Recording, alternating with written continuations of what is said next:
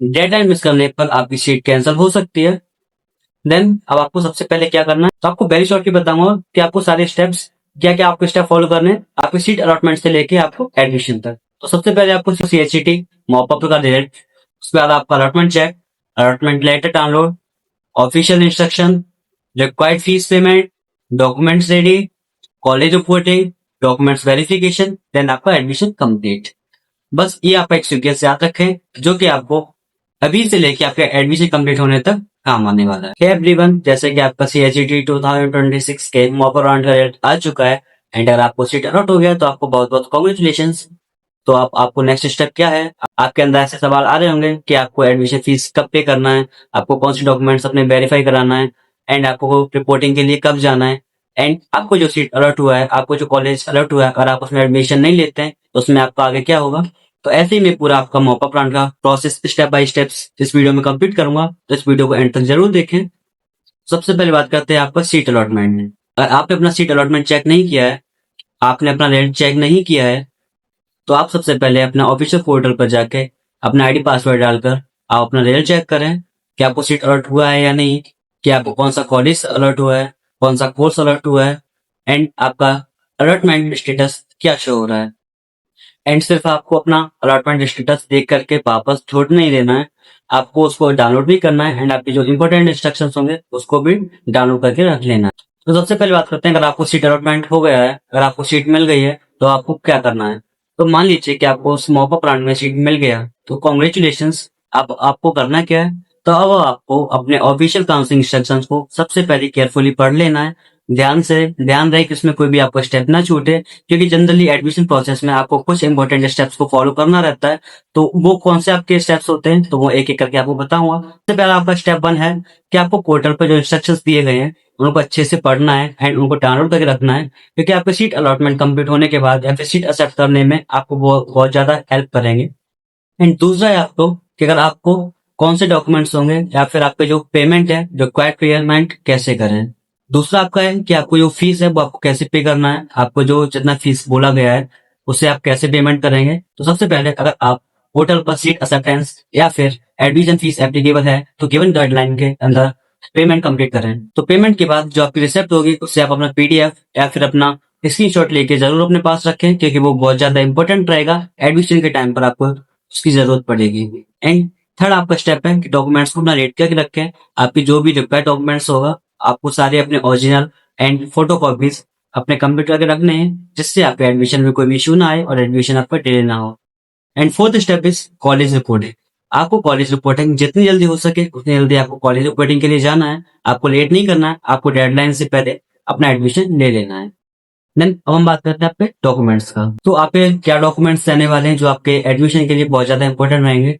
तो मैं कुछ नाम बताऊंगा आपके कुछ इंपॉर्टेंट डॉक्यूमेंट्स का, एंड ध्यान रहे जो मैं आपको नाम बताऊंगा वो आपका कोई भी ऑफिशियल नहीं है। आपको हर एक कॉलेज के लिए उसके जो रिक्वायर्ड डॉक्यूमेंट्स हैं उसकी लिस्ट को एक बार चेक कर लेना। तो मेरे अकॉर्डिंग जो आपके डॉक्यूमेंट्स हैं वो है आपका CHET application form, council registration details, allotment letter, rank card, 10th का मार्कशीट, 12th का marksheet and transfer certificate, migration certificate, character certificate, category certificate, domicile certificate, Aadhaar card या फिर आपको कोई valid ID proof, passport size photos, fees payment receipt, medical fitness certificate and कुछ और भी documents होते हैं, जैसे कि आपका आ जाएगा उसमें एंटी रैगिंग और गैप सर्टिफिकेट। तो वो आप अपने पास से उन्हें एडिशनल डॉक्यूमेंट्स की तरह ऐड कर दें, बट आपके वो डॉक्यूमेंट्स भी बहुत ज्यादा इंपॉर्टेंट होते हैं। लेकिन ध्यान रहे कि डॉक्यूमेंट्स को एग्जैक्ट कोर्स के और इंस्टीट्यूट के अकॉर्डिंग अपने खुद की लिस्ट बना लें, खुद से चेक कर लें, क्योंकि आपका ये कोई भी ऑफिशियल नहीं है, ये बस एक आपका एक्सपेक्टेड डॉक्यूमेंट्स है।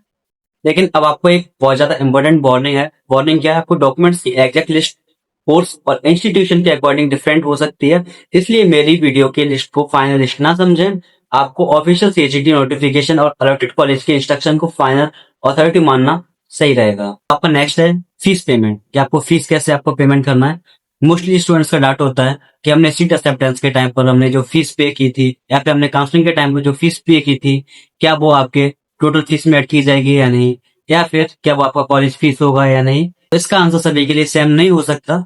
सबसे पहले आपको ध्यान रहे कि आपको सबसे पहले चेक करना है कि आपने जो फीस पे की है वो आपकी काउंसलिंग फीस है या फिर आपकी सीट एक्सेप्टेंस फीस है या फिर आपकी एकेडमिक फीस है, क्योंकि सभी कॉलेज का मोस्टली अलग अलग होता है और कुछ कॉलेज का आपका सेम भी रहता है। सबसे पहले आप अपना ऑफिशियल पोर्टल पर जाके चेक कर लें कि जैसे कि आपका security fees, academic fees, tuition fees, hostel fees या अदर चार्जेस सेपरेटली एप्लीकेबल हो सकते हैं या नहीं। इसलिए बिना ऑफिशियल फीस स्ट्रक्चर को चेक किए किसी को भी पेमेंट ना करें। अब आता है आपका सबसे इम्पोर्टेंट स्टेप, जो है आपका कॉलेज अप्रूवल। अगर आपको मॉपअ प्लान में सीट अलॉट हो गई है और आप एडमिशन लेना चाहते हैं तो ऑफिशियल शेड्यूल के अकॉर्डिंग अलॉटेड कॉलेज में रिपोर्ट करें। रिपोर्टिंग के time allotted letter, original documents, photocopies, fees receipt, required photographs सब रेडी करके रखें और पॉसिबल हो तो डॉक्यूमेंट्स को एक एक प्रॉपर फाइल में अरेंज करके रखें। कॉलेज पहुंचने के बाद डॉक्यूमेंट्स वेरिफिकेशन होगा और एडमिशन प्रोसेस कंप्लीट किया जाएगा। देन अगर हम बात करते हैं अगर आपको सीट नहीं मिली तो अब उन स्टूडेंट्स की बात करते हैं जिन्हें सीट नहीं मिली है मॉपअप ब्रांड में। सबसे पहले आप पैनिक ना करें, क्योंकि अगर अलॉटमेंट नहीं हुआ है तो ऑफिशियल काउंसलिंग, अथॉरिटी की नेक्स्ट नोटिफिकेशन या फिर चेकलिस्ट को फॉलो जरूर करें। किसी भी further round, vacant seat process, college level admission या अदर अपॉर्चुनिटी के बारे में सिर्फ ऑफिशियल नोटिफिकेशन पर विश्वास करें। बाकी का किसी भी टेलीग्राम, व्हाट्सएप, यूट्यूब या अदर कई भी सोर्सेज से किसी भी कॉलेज में एडमिशन ना लें। बात करते हैं आपका एक इम्पोर्टेंट वार्निंग। एक बहुत ही ज्यादा इंपॉर्टेंट वार्निंग क्या है, अगर आपको सीट अलॉट हो गया है तो डेडलाइन मिस ना करें। रिजल्ट आ गया है तो इसका मतलब ये नहीं कि आपको डायरेक्ट एडमिशन मिल गया, अब आपको कुछ नहीं करना। आपको जो भी स्टेप्स ऑफिशियल नोटिफिकेशन में दिए गए हैं आप वो सारे स्टेप्स फॉलो करने हैं, जैसे कि आपको fees payment, document verification, reporting, admission confirmation, ये सारी चीजें आपको फॉलो करनी रहेंगी।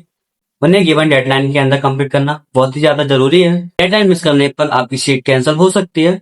तो आपको वेरी शॉर्टली बताऊंगा कि आपको सारे स्टेप्स क्या क्या आपको स्टेप फॉलो करने हैं आपकी सीट अलॉटमेंट से लेके आपको एडमिशन तक। सबसे पहले आपको CHCT मॉपअप का रिजल्ट, उसके बाद आपका allotment check, allotment letter download, official instruction, required fees payment, documents ready, college reporting, documents verification, then आपका एडमिशन कंप्लीट। बस ये आप एक सीक्वेंस याद रखें जो कि आपको अभी से लेके आपके एडमिशन कंप्लीट होने तक काम आने वाला है। आपको CHCT 2026 के मॉपअप राउंड में सीट अलॉट हुई है तो आप कमेंट सेक्शन में अपना कॉलेज एंड कोर्स जरूर बताएं। और अगर आप चाहते हैं कि मैं आपको नेक्स्ट वीडियो में CHCT 2026 मॉपअप राउंड की cut off analysis, college wise allotment और किसी रैंक पर किस कॉलेज में सीट मिलेगी या फिर सब डिटेल में एनालाइज करूं तो वीडियो को लाइक करें, चैनल को सब्सक्राइब करें। मैं CHCT 2026 काउंसलिंग से related latest updates, cut off और एडमिशन प्रोसेस रेगुलरली कवर करूंगा। मिलते हैं आपसे नेक्स्ट वीडियो में।